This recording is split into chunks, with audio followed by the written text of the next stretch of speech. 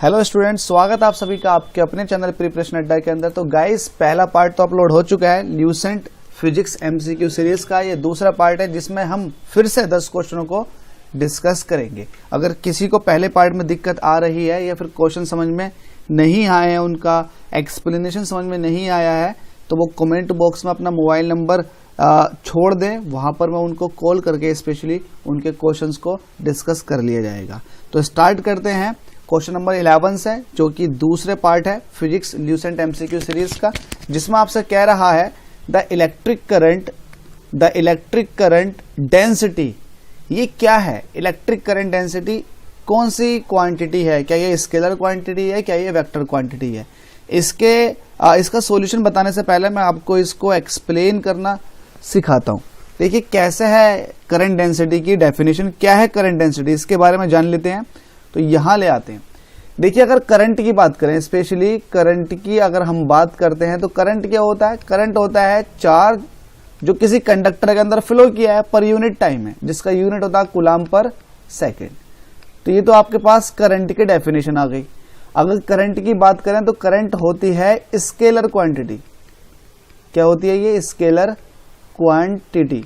अगर कोई पूछ रहा है बच्चे कि ये स्केलर क्वांटिटी क्यों होती है, तो उसका एक्सप्लेनेशन ये है, क्योंकि ये वेक्टर के ट्राइंगल लॉ को फॉलो नहीं करती है। क्या नहीं करती है? कि does not follow triangle law of vector. ये वेक्टर के ट्राइंगल लॉ को फॉलो नहीं करती है, इसलिए करंट स्केलर क्वांटिटी है। बट अगर करंट डेंसिटी की बात करें, किसकी बात कर रहे हैं हम? करंट डेंसिटी की। तो इसकी डेफिनेशन करंट डेंसिटी लिख देते हैं। इसको हम J से रिप्रेजेंट करते हैं। करंट डेंसिटी को J से रिप्रेजेंट किया जाता है। ठीक है, इसकी डेफिनेशन क्या होती है? तो J इज इक्वल टू होता है करंट जो पर यूनिट एरिया से फ्लो करती है किसी भी कंडक्टर के, उसको कहते हैं करंट डेंसिटी, जिसका यूनिट होता है एम्पियर पर मीटर स्क्वायर। अगर इसको आप डायग्राम के थ्रू समझने की कोशिश करेंगे तो ऐसे समझिएगा कि अगर डायग्राम में मान लेते हैं ये वायर है और वायर का ये पर्टिकुलर क्रॉस सेक्शन है, और इस क्रॉस सेक्शन से करंट जा रही है कुछ इस तरह से बाहर की तरफ को। तो करंट इस पर्टिकुलर एरिया से पास हो रही है। अगर मैं इस एरिया का एरिया वेक्टर बनाऊंगा तो वो मैं सरफेस के परपेंडिकुलर दिखाते हैं।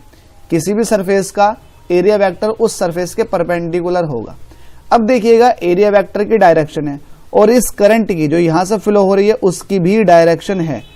ठीक है, तब दोनों की डायरेक्शन है और दोनों के पास मैग्नीट्यूड है, तो करंट डेंसिटी की भी अपनी एक डायरेक्शन होती है। करंट डेंसिटी होता है करंट के डायरेक्शन में। इसका मतलब J is equal to I upon A, जो करंट डेंसिटी है उसका पर्टिकुलर डायरेक्शन है, और डायरेक्शन क्या है? जो करंट का डायरेक्शन है वो ही उसका डायरेक्शन है। तो करंट डेंसिटी इसलिए स्केलर क्वांटिटी आ गया क्योंकि इसके पास मैग्नीट्यूड भी है, साथ में डायरेक्शन भी है, और ये ट्राइंगल लॉ ऑफ वेक्टर को भी फॉलो करती है। तो current density my dear student ये एक वेक्टर क्वांटिटी के अंदर आता है। तो यहां पर हमसे पूछ रहा था इलेक्ट्रिक करंट डेंसिटी। देखिए डेंसिटी आ गया इसलिए ये वेक्टर क्वांटिटी हो गया। अगर सिर्फ करंट की बात करता तो ये वेक्टर क्वांटिटी नहीं होता, सिर्फ स्केलर क्वांटिटी होता। क्वेश्चन नंबर 2 देख लेते हैं। हमसे कह रहा है the surface of A lake is frozen in sewer winter. जब बहुत सख्त ठंड पड़ती है तो क्या होता है? नदियों के अंदर जो नीचे की सतह होती है वो तो लिक्विड फॉर्म में होती है, बट ऊपर की सतह पर बर्फ जम जाती है, आइस बन जाता है ऊपर का पानी। तो ऊपर का पानी तो आइस बन जाता है, लेकिन नीचे का वाटर जो है वो लिक्विड फॉर्म में ही रहता है। सवाल हमसे ये पूछ रहा है कि ऐसा क्यों होता है। ठीक है, the surface of A lake is frozen in sewer winter but the water at its bottom is still liquid. जो नीचे पानी रहता है वो लिक्विड की फॉर्म में रहता है, और ऐसा क्यों होता है? क्या इसका रीजन है? तो इसके अंदर अलग अलग तरह के ऑप्शन है। मैं आपको एक्सप्लेन करता हूं, ऑप्शन आपको ऑटोमेटिक पता लग जाएगा क्या है। देखिएगा, अगर आपके पास 2 तरह के मटेरियल हैं, क्या है आपके पास? मटेरियल 1 ये रहा और मटेरियल 2 ये रहा।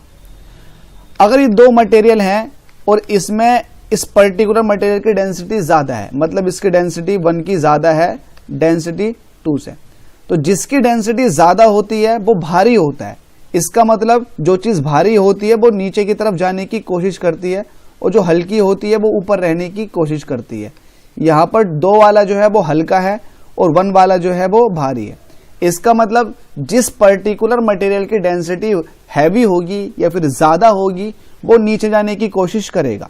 अब यहाँ पर आपको मैं एक चीज बता देता हूँ, ये तो आपने समझ लिया कि जिसकी डेंसिटी ज्यादा होगी वो नीचे जाने की कोशिश करेगा। ये नेचर का रूल है भाई, ये नेचर का रूल है। जैसे कि पानी के ऊपर अगर कोई वुड का पीस डाल दोगे तो वो पानी के ऊपर फ्लोट करता रहेगा। चूंकि वुड की डेंसिटी बहुत कम होती है, वाटर की डेंसिटी ज्यादा होती है। अगर इसी पानी के अंदर आप लोहे का एक पीस ड्रॉप कर दोगे तो वो नीचे जाकर बैठ जाएगा। वो इसलिए होगा क्योंकि मेटल के जो मेटल का ऑब्जेक्ट है उसकी डेंसिटी वाटर से हैवी है, वाटर से ज्यादा है, इसलिए वो नीचे जाकर बैठ गया, सिंक कर गया। तो ये रूल है नेचर का, जिसकी डेंसिटी ज्यादा होती है वो नीचे को ही आता है और जिसकी डेंसिटी कम होती है वो ऊपर रहता है। अब यहाँ पर हम बात कर रहे हैं, हमसे क्वेश्चन में क्या रखा है कि भाई जो ऊपर की सरफेस है पानी की वो तो बर्फ में कन्वर्ट हो गई, नीचे वाला पानी ही है। ऐसा क्यों?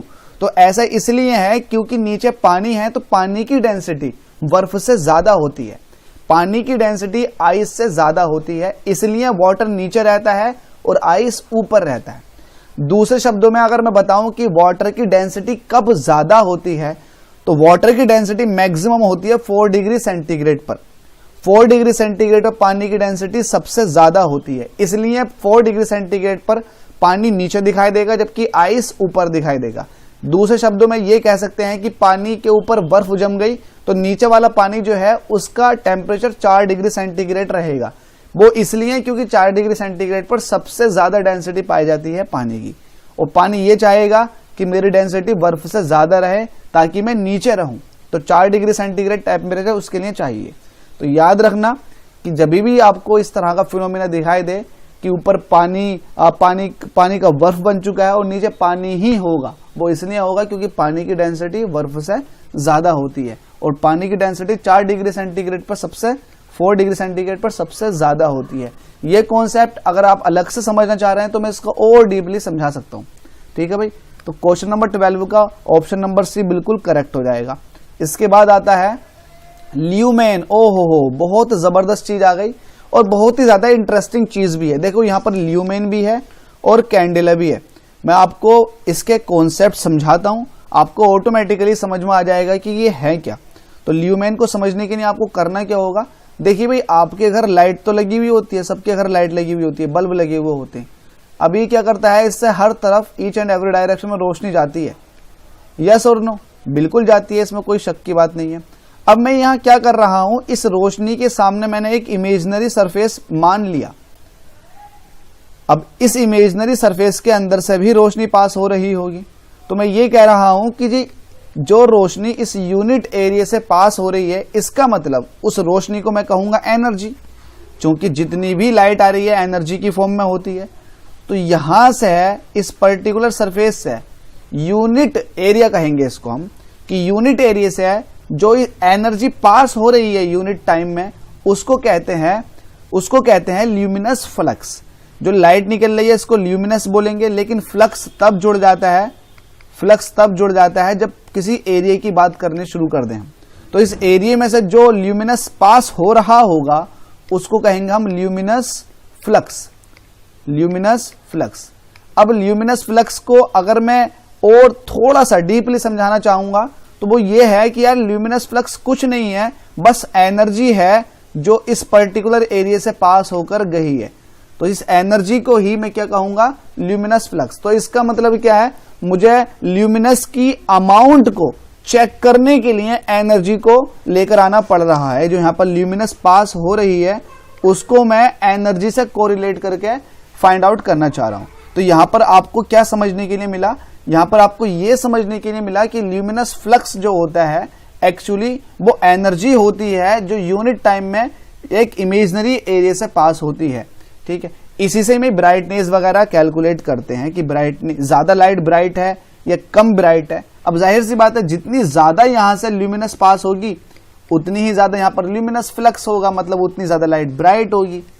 तो यहां पर आपको समझने के लिए क्या मिला, ल्यूमिनस फ्लक्स के बारे में पता चला। अब ये ल्यूमिनस फ्लक्स का यूनिट अगर आप कैलकुलेट करोगे तो ल्यूमिनस फ्लक्स का एक्चुअल में यूनिट जो होता है वो होता है आपके पास ल्यूमेन। तो ल्यूमेन जो यूनिट स्पेशली यूज किया जाता है वो किया जाता है ल्यूमिनस फ्लक्स के लिए। ल्यूमिनस फ्लक्स का जो यूनिट होता है वो ल्यूमेन होता है। और ल्यूमेन जाहिर सी बात है, जब ल्यूमिनस फ्लक्स को आप एनर्जी से फाइंड आउट किया है आपने, तो ल्यूमेन भी इसका मतलब कुछ ना कुछ यहाँ के थ्रू, देखो ये एनर्जी के थ्रू ही आप फाइंड आउट करोगे ल्यूमेन को। तो ल्यूमेन क्या है, एक्चुअल में ये वो एनर्जी है जो इस पर्टिकुलर एरिया से पर्टिकुलर टाइम में पास हो रही है। कोई दिक्कत की बात है? कोई दिक्कत की बात नहीं, यहां तक आपको समझ में आ गया होगा आई होप, कोई दिक्कत की बात नहीं है। तो यहां पर हमें पता क्या चला, ल्यूमेन क्या है, ये ल्यूमिनस फ्लक्स का यूनिट है। तो क्वेश्चन नंबर 13 तो यहीं समाप्त हो जाता। लेकिन अगर क्वेश्चन नंबर 14 की तरफ को देखोगे तो यहां पर कैंडेला है। कैंडेला किसका यूनिट है? तो कैंडेला भी यहीं से समझ में आता है। यहां तो आपने निकाल लिया कि ये ल्यूमिनस फ्लक्स पास हो रही थी भाई इस पर्टिकुलर एरिया से। अब मैं ये कह रहा हूं कि जो लाइट है, ये लाइट भी तो अपना एक एंगल बना रही होगी जिसको कहेंगे सॉलिड एंगल। भाई जो 3D के अंदर होता है एंगल वो सॉलिड एंगल होगा। यहां पर अगर आपने CFL वगैरह लगा रही है और यहां से लाइट पास आउट हो रही है तो कितने एंगल तक ये पास आउट हो रही है, ये जो कहलाएगा ये सॉलिड एंगल कहलाएगा। तो इस सॉलिड एंगल में से कितना ल्यूमिनस फ्लक्स पास आउट हुआ है, देखो समझने की कोशिश करना। इस पर्टिकुलर सॉलिड एंगल के अंदर से कितना ल्यूमिनस फ्लक्स पास हुआ है उसी को बोलते हैं ल्यूमिनस इंटेंसिटी। इसका मतलब ल्यूमिनस इंटेंसिटी अल्टीमेटली क्या हुई, ल्यूमिनस इंटेंसिटी हो गई ल्यूमिनस फ्लक्स,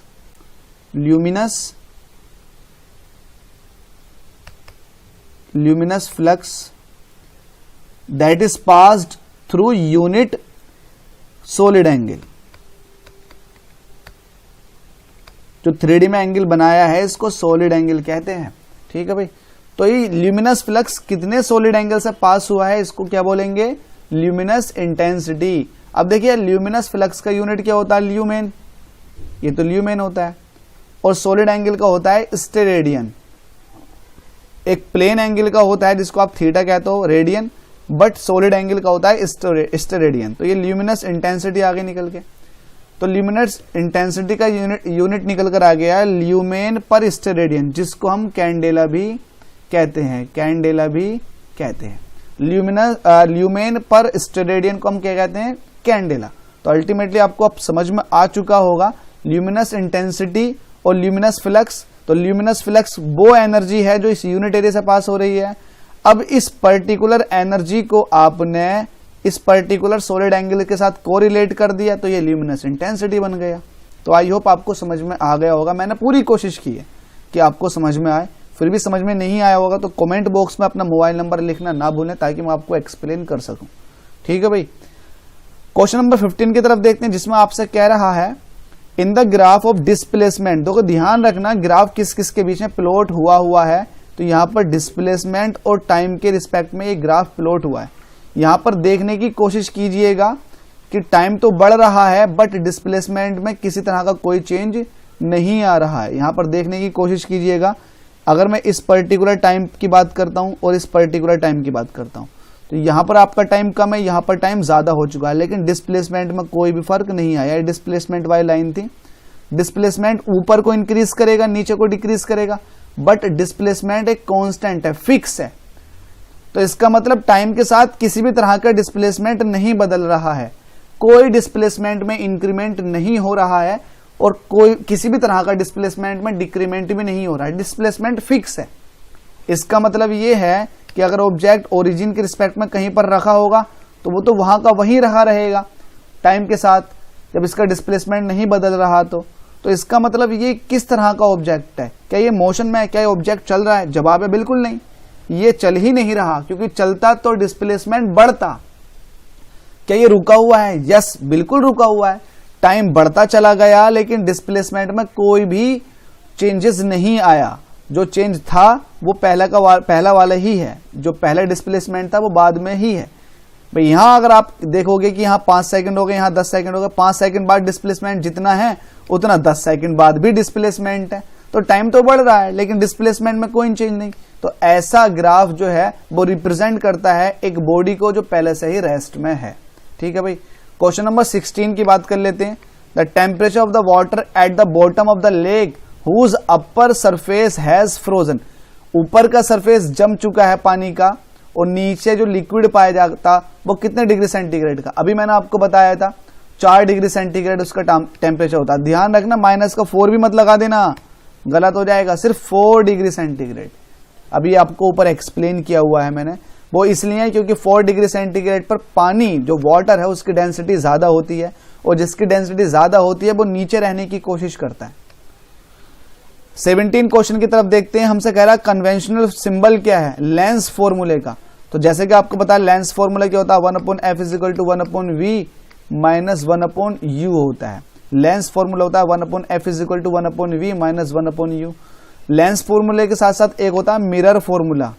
अगर मिरर फॉर्मूले की तरफ को देखोगे तो 1/f = होता है 1/v प्लस 1/u, उसमें प्लस चलता, मिरर फॉर्मूले के अंदर प्लस चलता जबकि लेंस फॉर्मूले के अंदर माइनस चलता। तो इसका ऑप्शन हो जाएगा 1/v माइनस 1/u, मतलब ऑप्शन ए। आई होप आपको समझ आ रहा होगा। अगर इसमें आपको बताऊं कि u और f v किसके लिए रिप्रेजेंट है, तो f कहलाता फोकल लेंथ के लिए, v कहलाता कि ऑप्टिकल सेंटर से इमेज कहां बनी है उसकी डिस्टेंस को, और u बताता है कि ऑप्टिकल सेंटर से ऑब्जेक्ट कहां पर रखा हुआ था उसकी डिस्टेंस को। हालांकि ये जब आएगा अच्छे से बता देंगे। क्वेश्चन नंबर 18 में कह रहा था increasing amount of the carbon dioxide. देखिए CO2 कार्बन डाइऑक्साइड का जो ऑफिशियल फॉर्मूला है वो है CO2। अगर इसका अमाउंट बढ़ाते चले जाओगे स्लोली, जिसकी वजह से टेम्परेचर भी एटमॉस्फेयर का बढ़ता चला जाएगा, रेज होता चला जाएगा। ऐसा क्यों हो रहा है कि CO2 का अमाउंट बढ़ जाने से एटमॉस्फेयर के अंदर टेम्परेचर भी इंक्रीज हो रहा है। भाई ये ऐसा इसलिए होता है क्योंकि CO2 की एक खास बात होती है, ये हीट को एब्जॉर्ब करने की ताकत रखता है। अगर हीट आ रही है तो ये हीट को एब्जॉर्ब करने की कोशिश कर रहा है। अब देखिएगा जो आपके पास रेडिएशन होती है, जो सूरज की रोशनी से रेडिएशन रोशनी, मतलब जो सूरज की रोशनी है उसी को ही रेडिएशन कहेंगे। अब उसके अंदर कौन कौन से कलर पॉसिबल हैं वो आपको अच्छे से पता है, विवग्योर पॉसिबल है, और साथ में आपको ये भी पता है कि उसके अंदर बहुत सारी वेव्स ऐसी हैं जिनके पास हीट होती है, जैसे कि इंफ्रारेड रेडिएशन, जिसको आप IR वेव्स के नाम से जानते हो, इंफ्रारेड, जिसको हिंदी में बोलते हैं अवरक्त किरणें। अब इंफ्रारेड रेडिएशन के पास ना हीट एनर्जी होती है, तो CO2 क्या करती है, इंफ्रारेड रेडिएशन की हीट एनर्जी को एब्जॉर्ब कर लेती है। जाहिर सी बात है जब एटमॉस्फेयर के अंदर CO2 का अमाउंट बहुत ज्यादा है तो एटमॉस्फेयर से तो पास होती हुई इंफ्रारेड रेडिएशन आने की कोशिश करेंगी अर्थ के सरफेस पे, तो होगा क्या, CO2 रास्ते में ही इंफ्रारेड रेडिएशन की एनर्जी को एब्जॉर्ब करके एटमॉस्फेयर का टेम्परेचर को इंक्रीज कर देंगी। तो इसमें यही है, the infrared part of the solar radiation, infrared part की वजह से ही हीटिंग होनी शुरू हो जाती है। इसके बाद क्वेश्चन नंबर 19 आता है, a balloon filled up with a gas would only go up in air. देखिए बलून के अंदर आपने क्या किया, हवा भर दी, अभी बलून ऊपर को भागेगा। अब सवाल यह है कि ये बलून ऊपर को क्यों भाग रहा, भाई इसके अंदर तो आपने हवा भरी है, तो क्या हवा इतनी हल्की है कि ऊपर को भाग रही है? तो जवाब क्या मिलेगा इस चीज का भी मैंने आपको अभी बताया था कुछ देर पहले। जो चीज ऊपर को भागती है उसकी डेंसिटी ऑब्वियसली कम होती है और जो चीज नीचे को आती है उसकी डेंसिटी ज्यादा होती है। अब नीचे जो हवा है उसकी डेंसिटी ज्यादा है और इस बलून के अंदर जो हवा फिल की गई है उसकी डेंसिटी कम है। जिसकी डेंसिटी कम होती है वो ऊपर को भागने की कोशिश करता है और जिसकी डेंसिटी ज्यादा होती है वो नीचे को आने की कोशिश करता है। तो इस बलून के अंदर हम ऐसी हवा भरते हैं जिसकी डेंसिटी बहुत कम हो, ठीक है, तो डेंसिटी का बहुत बड़ा इफेक्ट पड़ता है। तो हमसे कह रहा है कि भाई किस तरह की हवा भरी जाएगी, तो a gas whose density is lower than the air. देखिए ऐसी हवा भरो जिसकी डेंसिटी, ऐसी हवा, इसके अंदर ऐसी हवा भरनी चाहिए जिसकी डेंसिटी एटमॉस्फेयर में प्रेजेंट एयर से थोड़ी कम हो। जैसे कि आप हाइड्रोजन भर देते हो, हाइड्रोजन बहुत हल्की है, हीलियम भर देते हो, हाइड्रोजन तो क्रियाशील भी है, मतलब रिएक्शन कर लेती है, तो बलून फटने पर आग लग जाती है, लेकिन हीलियम के साथ ऐसा नहीं होता। हीलियम दूसरी सबसे हल्की गैस है लेकिन ये इनर्ट है, मतलब रिएक्शन नहीं करता, जबकि हाइड्रोजन रिएक्शन कर लेता। हाइड्रोजन पूरी पीरियोडिक टेबल में सबसे हल्की गैस है, ठीक है, लेकिन इसका एक ड्रॉबैक ये है कि ये रिएक्शन कर लेता है और जल जाती है, आग लग जाती है, इसलिए हाइड्रोजन के बलून नहीं खरीदने चाहिए, घर में आग लग सकती है। लास्ट क्वेश्चन है इस पर्टिकुलर एपिसोड का हमसे कह रहा था ब्लैक बोर्ड सीम्स ब्लैक। देखिए कोई ब्लैक बोर्ड है जिस पर टीचर पढ़ा रहे होंगे ABCD, ठीक है। अब उसमें हमसे कह रहा है कि ये ब्लैक बोर्ड हमें ब्लैक क्यों दिखता है। देखिएगा कोई भी चीज हमें किस कलर की दिखती है, ये बहुत बड़ा इसके पीछे फिजिक्स काम करता है। एक्चुअल में क्या होता है, मान लेते हैं आपके पास कोई चीज आपको रेड कलर की दिख रही है, तो एक्चुअल में हो क्या रहा होगा, जो लाइट आके इस पर गिर रही होगी तो ये पर्टिकुलर मटेरियल सारी लाइट को एब्जॉर्ब कर लेगा, बट रेड को ये रिफ्लेक्ट कर देगा, इसलिए रेड हमारी आंख में जाएगी और हमें दिखेगा, इसलिए हम कहेंगे कि ये बॉडी रेड है, ठीक है। एक कॉन्सेप्ट तो ये काम में आता, ठीक है। अब मैं कहूं कि ब्लैक है, ब्लैक क्यों है, क्या ब्लैक कलर रिफ्लेक्ट हुआ? नहीं, ब्लैक कलर कोई होता ही नहीं है। एक्चुअल में ब्लैक कलर कोई रिफ्लेक्शन, मतलब ब्लैक कलर रिफ्लेक्ट नहीं करता है, क्योंकि हमारे पास जो विबग्योर है उसके अंदर है ही नहीं भाई, उसके अंदर ब्लैक कलर है ही नहीं। तो हुआ क्या, फिर हमें ब्लैक क्यों दिखाई दिया ये ब्लैक बोर्ड? ये ब्लैक बोर्ड इसलिए हमें ब्लैक दिखाई दिया क्योंकि ये सारे के सारे कलर इस बोर्ड ने एब्जॉर्ब कर लिए, इसलिए इसने कोई कलर रिफ्लेक्ट नहीं किया, इसलिए हमें ये ब्लैक ब्लैक दिखाई दिया। अगर मुझे ये रेड दिखाई देता तो मैं ये कह देता कि बाकी कलर तो इस बोर्ड ने एब्जॉर्ब कर लिए, बट रेड को इनने वापस हमें दे दिया, तो ये हमें रेड दिखाई देता। अगर ये हमें ब्लू दिखाई देता तो मैं ये कहता कि सारे कलर इस बोर्ड ने एब्जॉर्ब कर लिए, बट ब्लू कलर को इसने हमें वापस दे दिया। लेकिन अगर ये सारे कलर एब्जॉर्ब कर लेता है तो मैं ये नहीं कहूंगा कि इसने कोई सा कलर रिफ्लेक्ट किया, मैं ये कहूंगा कि इसने सारे कलर एब्जॉर्ब कर लिए, जिसका इफेक्ट मुझे ब्लैक के फॉर्म में दिखाई दे रहा है। आई होप आपको ये समझ में आ गया होगा। अब भी अगर कोई क्वेश्चन आपको समझ में नहीं आया है, एक्सप्लेनेशन समझ में नहीं आई है, तो कमेंट बॉक्स में अपना मोबाइल नंबर कमेंट कर दें, ताकि मैं आपको कॉल करके पर्टिकुलर क्वेश्चन को एक्सप्लेन कर सकूं। बस आपसे एक ही निवेदन है, चूंकि फ्री ऑफ कॉस्ट आपको पढ़ाई कराई जा रही है ल्यूसेंट की, तो आप बस चैनल को सब्सक्राइब कर लें, वीडियो को दूसरों तक शेयर कर दें। वीडियो देखने के लिए आपका बहुत बहुत धन्यवाद।